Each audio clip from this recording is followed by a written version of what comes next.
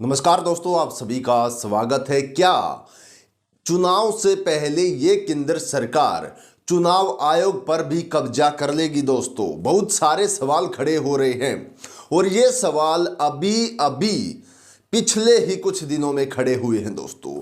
और हाल ही में जिस तरीके से अरुण गोयल ने इस्तीफा दिया है, चुनाव आयुक्त के तौर पर वो नियुक्त थे निर्वाचन आयोग में, उन्होंने इस्तीफा देने के बाद तो ये बात बिल्कुल कंफर्म हो गई है कि चुनाव आयोग से पहले ये सरकार कहीं न कहीं चाह रही है कि पूरे चुनाव आयोग में इनके ही बैठाए हुए अफसर बैठे।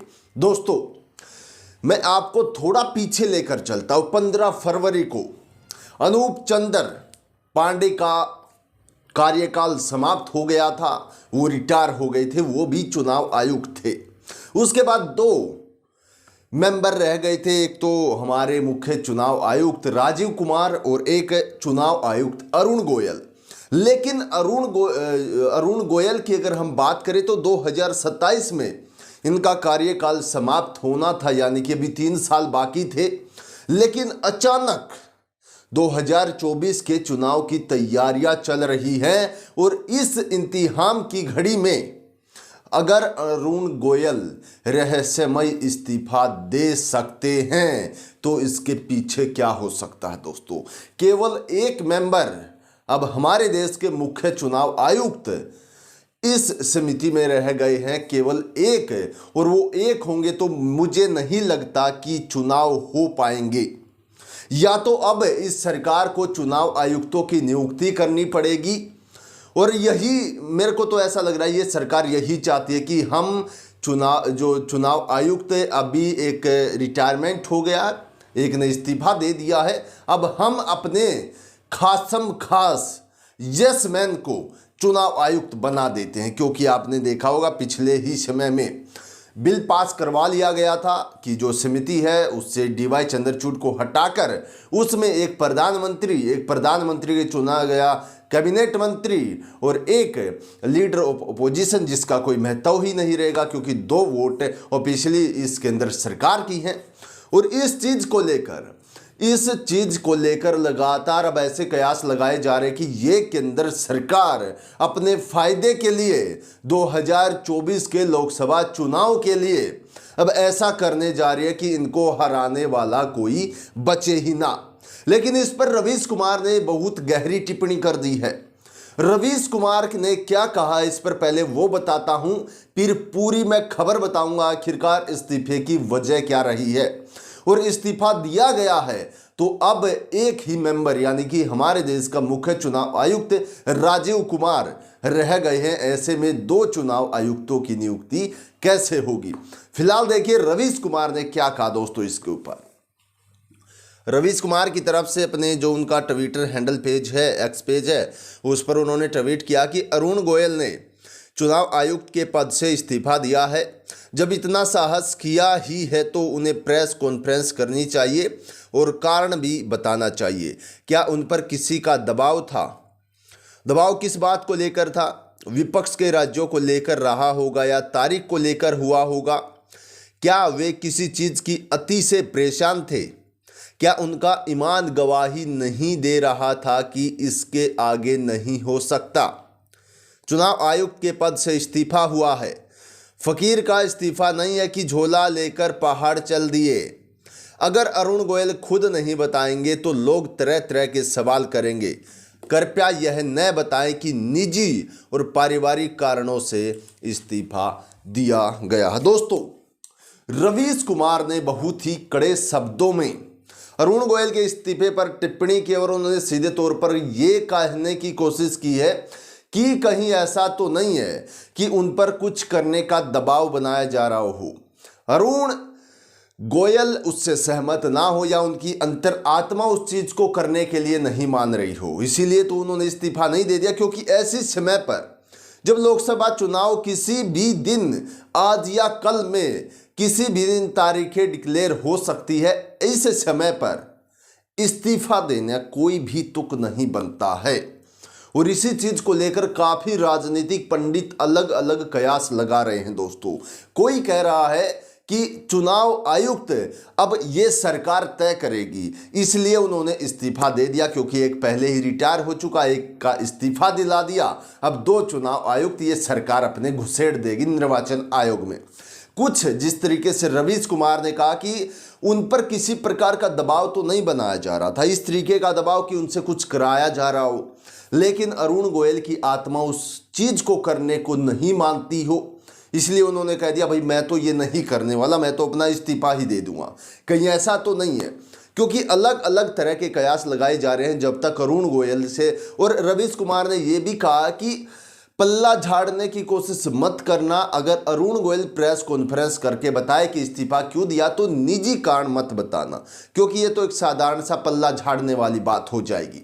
दोस्तों, हमारे देश की स्थिति बहुत ही ऐसे मोड़ पर पहुंच चुकी है जहां पर लोगों का विश्वास चुनाव प्रणाली से बिल्कुल उठता जा रहा है। जी हां, हमारा देश एक लोकतांत्रिक देश है, लोग अपनी पूर्ण बहुमत के जरिए लोगों को सत्ता में लेकर आते हैं, लेकिन अगर उनका जो चुनाव प्रणाली उस पर विश्वास ही नहीं रहा तो किस तरह की ये लोकतंत्रिका है दोस्तों, किस तरीके का ये लोकतंत्र बना दिया गया है।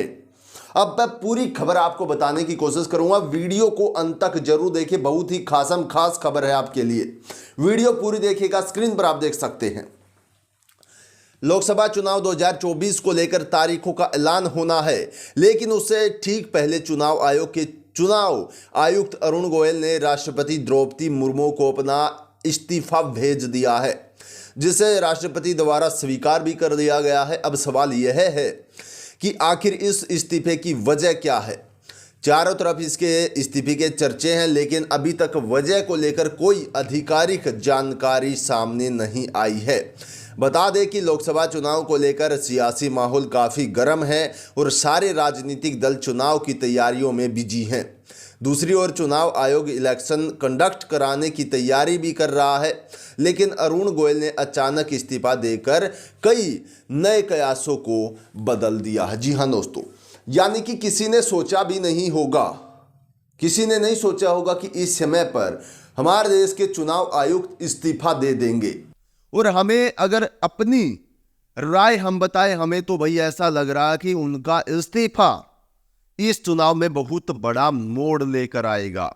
और ये मोड़ कैसा होगा वो भी मैं आपको बता देता हूं कि अब जिस तरीके से अनूप चंद्र पांडे ने उनके समय पूरा होने के बाद रिटायरमेंट ली, उसके तुरंत बाद खोज समिति जो नाम खोज कर ऊपर भेजती है प्रधानमंत्री के पास, अब जो भेजेगी कि इनको चुनाव आयुक्त या मुख्य चुनाव आयुक्त जो नियुक्ति दी जाए, वो खोज समिति 7 फरवरी को मीटिंग करने वाली थी, लेकिन किसी कारणवश वो मीटिंग स्थगित कर दी गई। और वो मीटिंग इसीलिए थी कि चुनाव आयुक्त की नियुक्ति अब करने के लिए किसके नाम आगे भेजे जाए। तो शायद ऐसा रहा होगा कि अब 2 चुनाव आयुक्त ये सरकार अपनी मनमर्जी से अपने जिसको चाहे उसको चुनाव आयुक्त के तौर पर नियुक्त करेगी। जी हां, यानी कि सब कुछ सामने पड़ा दिख रहा है। आखिरकार लोकसभा चुनाव से पहले क्या होने वाला है, क्या नहीं होने वाला, सब कुछ आपकी आंखों के सामने है दोस्तों। आगे इस खबर में क्या छापा गया वो भी एक बार देख लीजिए। ध्यान देने की बात यह भी कि चुनाव आयुक्त का एक पद पहले से ही खाली था और अरुण गोयल का इस्तीफा होने के बाद दोनों ही पद खाली हो गए हैं। ऐसे में सीधे तौर पर चुनाव कराने की मुख्य जिम्मेदारी मुख्य चुनाव आयुक्त राजीव कुमार के कंधों पर ही आ गई है, जो कि उनके लिए भी काफी चुनौतीपूर्ण होगा। मुख्य चुनाव आयुक्त और अन्य चुनाव आयुक्तों के नियमों के अनुसार मुख्य चुनाव आयुक्त या चुनाव आयुक्त किसी भी समय राष्ट्रपति को लिखित रूप में इस्तीफा सौंपकर अपना पद छोड़ सकता है। भारतीय प्रशासनिक सेवा से स्वैच्छिक सेवानिवृत्ति लेने से पहले अरुण गोयल केंद्रीय भारी उद्योग मंत्रालय में सचिव थे। उनकी नियुक्ति विवादों में रही थी और इससे सुप्रीम कोर्ट में भी चुनौती दी गई थी। दोस्तों देखिए, अरुण गोयल मान लीजिए अभी चुनाव नहीं होते और वो इस्तीफा देते तो कोई भी इस तरीके से माहौल या राजनीति गलियारों में इस तरीके की गरमाइश नहीं होती, क्योंकि साधारण तौर पर कोई भी चुनाव आयुक्त है वो राष्ट्रपति को अपना इस्तीफा सौंपकर पद छोड़ सकता है। लेकिन इस समय पर इस्तीफा दिया गया है जब चुनाव किसी भी समय हो सकते हैं और कोई ऐसे वैसे चुनाव नहीं है दोस्तों। पूरे भारत में चुनाव होने वाले हैं लोकसभा के, आप सभी जानते हैं। और ऐसी स्थिति में अगर चुनाव आयुक्त अपना इस्तीफा देता तो सवाल तो खड़े होंगे ही। और इस चीज को लेकर हम आपको बता दें कि अरुण गोयल की जब नियुक्ति की गई उस समय पर भारी विरोध हुआ था। हालांकि सुप्रीम कोर्ट में याचिका भी डाली गई थी एडीआर की तरफ से, यानी कि एसोसिएशन फॉर डेमोक्रेटिक रिफॉर्म्स की तरफ से ये याचिका भी डाली गई थी कि उनको गैर कानूनी तरीके से चुनाव आयुक्त बनाया गया है। देखिए एक बार स्क्रीन पर, वो भी मैं आपको दिखा देता हूं। गोयल की निर्वाचन आयोग में नियुक्ति को सुप्रीम कोर्ट में चुनौती दी गई थी। एसोसिएशन फॉर डेमोक्रेटिक यानी कि एडीआर की ओर से दाखिल जनहित याचिका में कहा गया था कि अरुण गोयल की नियुक्ति कानून के मुताबिक सही नहीं है। साथ ही वह निर्वाचन आयोग की सांसदीक स्वायत्तता का भी उल्लंघन है। इसके अलावा संविधान के अनुच्छेद 14 और 324(2) के साथ साथ निर्वाचन आयोग एक्ट 1991 का भी उल्लंघन इसको बताया गया था। जी हाँ दोस्तों, यानी कि आप सीधे तौर पर देख सकते हैं मामला कहां से कहां चल रहा है। जब यह नियुक्त हुई है तब भी सुप्रीम कोर्ट में याचिका गई थी और बताया जा रहा था इनको किसी गैर कानूनी तरीके से चुनाव आयुक्त इनको बनाया गया है। लेकिन अब जब इनका इस्तीफा दे दिया गया है, इन्होंने इस्तीफा दे दिया है अपना, तो इस समय पर भी बाहरी माहौल गरमाइश पकड़ गया है और इसकी वजह मैंने आपको बता दी है। हालांकि चुनाव आयोग अब जो चुनाव आयुक्त होंगे वो सरकार तय कर देगी, ऐसा लग रहा है चुनाव की तारीखें निर्धारित होने से पहले। जी हाँ, ये भी आप देख लेना और इस वीडियो को ज़्यादा से ज़्यादा शेयर भी करना, क्योंकि हम जो खबरें आप तक लेकर आते हैं दोस्तों, वो खबरें शायद आपको गोदी टीवी चैनल नहीं दिखाते हैं। ये हम वादा करते हैं और इसकी गारंटी भी ले सकते हैं। तो इस खबर को ज़्यादा से ज़्यादा शेयर करिएगा और पूरी खबर मैंने आपको बताई। इस खबर को लेकर आपकी प्रतिक्रिया क्या है? क्या चुनाव आयुक्तों की नियुक्ति अब ये सरकार करेगी चुनाव से पहले, या किस तरीके का मोड़ इस चुनाव में लेकर आएगा अरुण गोयल का इस्तीफा? कमेंट बॉक्स में हमें बताइएगा। आज की वीडियो में इतना ही, सभी को नमस्कार।